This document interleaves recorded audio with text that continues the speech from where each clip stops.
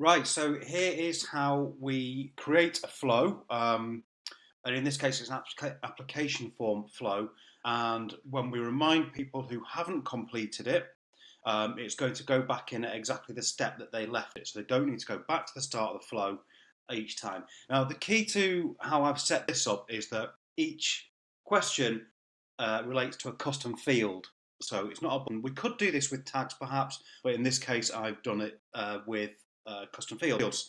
So you can see before each step, it's asking, does the subscriber have information in this custom field? So if we already have that data or we've got this filled in, um, it's um, it's going to go straight to the next questioning and ask again, do we have data in the custom field that we're asking for information on in this question? So a step is just going to jump forward and ask the question first of the system, do we know the answer to this question? If it's unknown, then we ask them the question. If we know, we jump to the next one. So when we resubscribe somebody in, what we've done at the first step is introduction and subscribe them to the application follow-up step.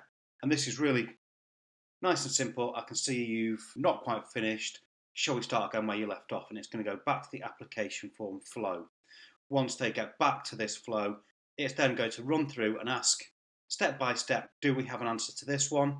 If yes, then we move on to the next one. Do you have an answer to this? If yes, move on to the next one, and so on. And it will just run right the way through until we get to the next question where we don't have an answer, and then it will fire that part of the flow. So rather than creating multiple different flows and trying to send people in at different parts, which is really kind of complicated and unnecessary, we're using custom fields here. But again, you could do tags. So if it was a button, then you could have a button answer, add tag, and then this step would just be, does the tag exist, yes or no? Exactly the same sort of process. So that's how I'll set this one up anyway. Hope that is helpful for you.